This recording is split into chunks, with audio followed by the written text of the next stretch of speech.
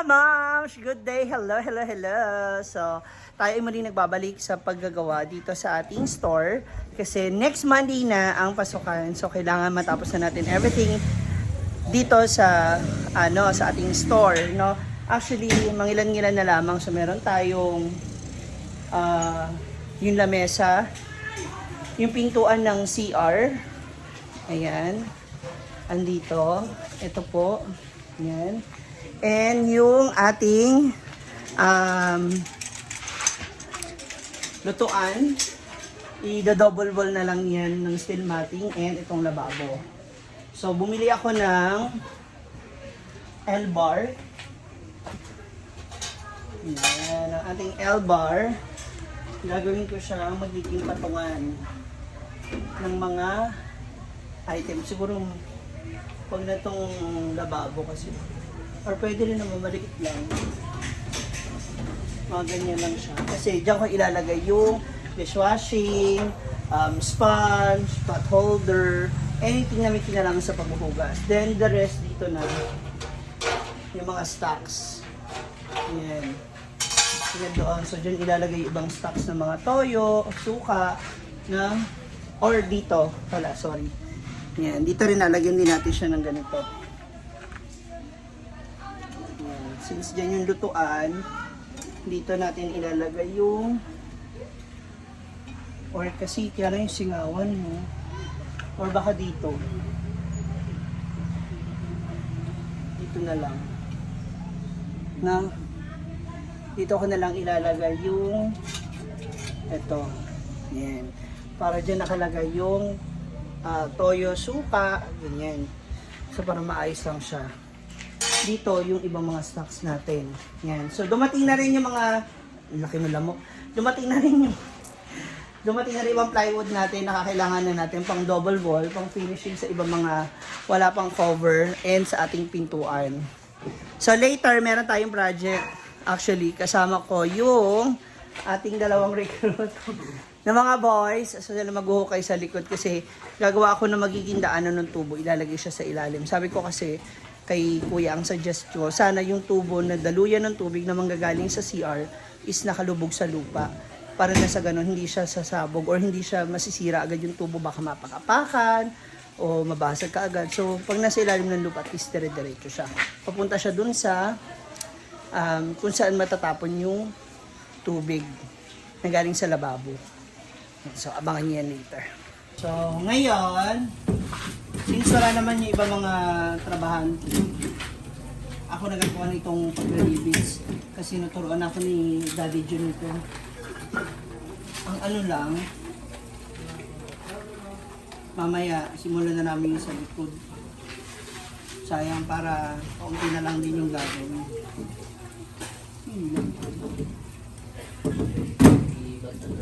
Ha? Oh. Pwede na ako mag-apply talaga kay Daddy.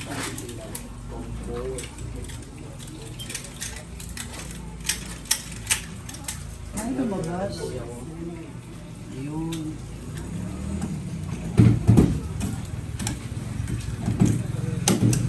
Yan!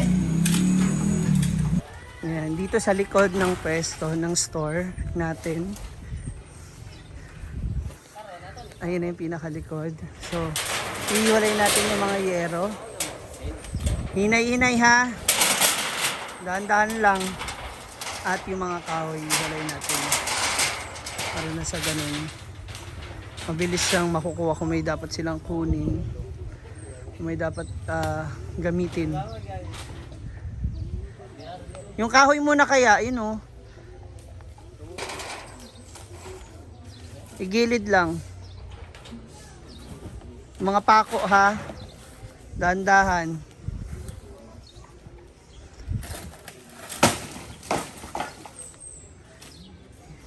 I-ayos nyo na lang yung pagsalansan para magamit ba kung gagamitin.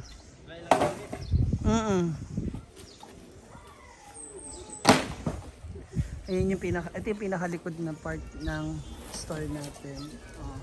Ayan yung bubong. Diba?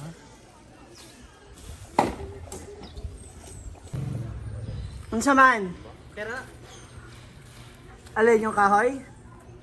kani ramawanan kay anak mo ka. Madadaanan.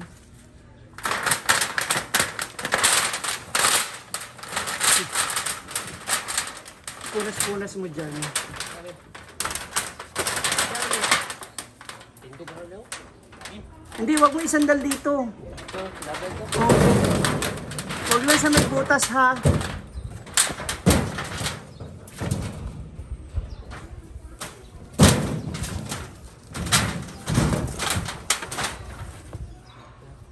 Ano ang tubo mo?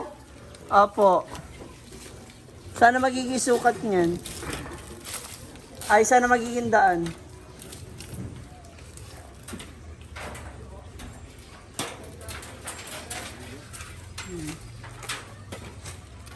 Inaayos yung magiging daanan ng pipe para sa lababo. Yan, pati yung mga...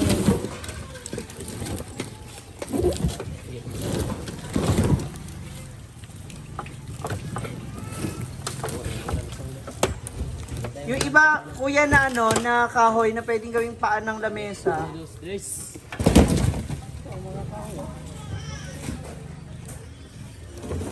Yung kanang may mga anay tsaka ano, bukbuk, wag na.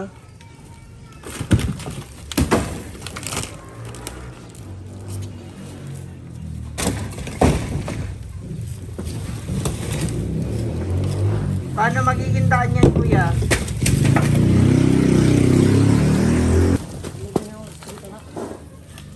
Ito itong bangag. Oh. Yeah, straight. Dobre.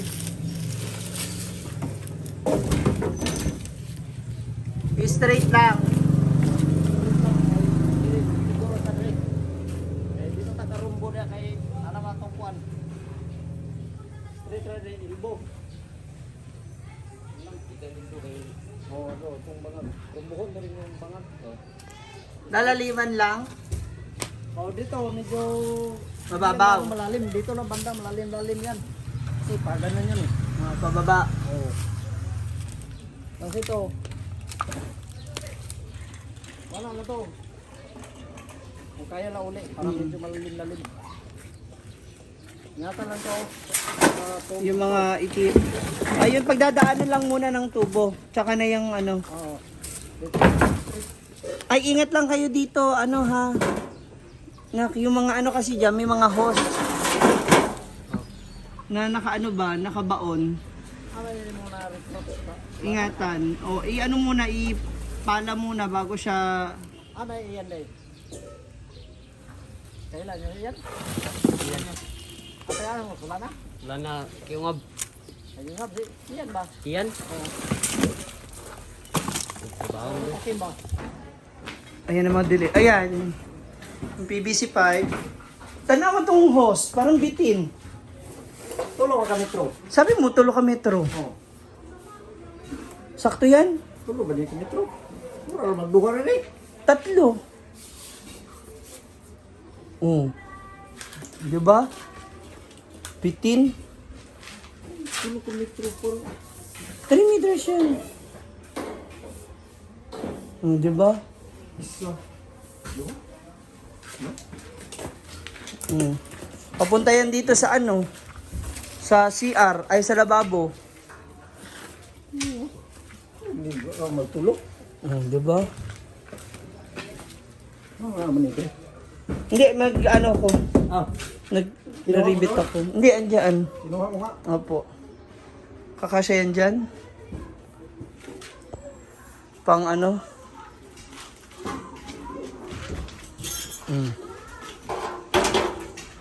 Abot siguro. Saan ang daan ng tubig? Ito eh. Sa ilalim? Ito eh. Ah, dyan sa baba. Tayo dyan. Ganun oh. Ito doon. Abot tayo rito.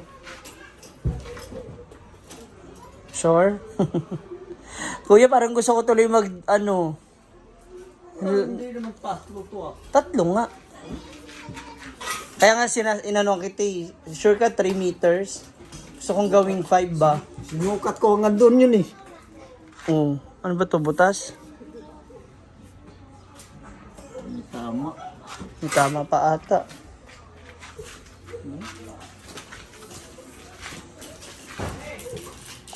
So, yan, kuya. Para saan yan? Yan, sa siya. Ano mo, dugtong. Sorry. Tapos, ito kasi yung gagamitin natin sa Poso Negro. Tres. Idudugtong siya doon. Palabas ng, paano yung sa Pasingawan? Ito. Ilbo. Ito, ilbo. Kasi nandun yung tubo nun. Nagano natin. Di ba, nandun yun, nakaputol eh. Pasok natin. Dugtong doon. Sa palabas. So, kailangan mo pa ng isang elbow. Dapat to, dalawa. Dalawa tong Isa lang sabi mo sa akin. pinalista doon lang. Isa lang sa akin. Pinalista na na. Yun, tayo ba nag-usap? Ayan, yung para sa mga tubig. Kaya walang leak yan, kuya. Hindi maglilik dyan yung tubig. Ito yun doon. Okay. Ito tayo. Ito. Kasi move natin to dito eh. Ito tayo dyan.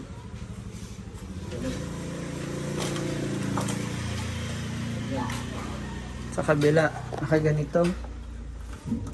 Ganyan. Ito yung papunta sa kusina. Doon. Sa baba. Tapos ilbo tayo dyan. Kasi hindi naman ka ano yung... Sa baba yan, bali nakalagay, no? ano Lulubog. natin to? Lulubog natin to dito. Okay. Nagrindilan mo yan. So, ayan na, nagkukay na ng daan para dun sa PVC pipe natin. Mamaya abangan natin, tingnan natin ano yung mga itsura ng iba nilang gawa. So, eto na. Ayan! Good job! So, eto na yung ating hukay dito para sa tubo. Ay! May biik pala hanggang dyan. That's it. Kaya na yung bukas na iba. That's all for now mga moms. See you till next video. Bye-bye.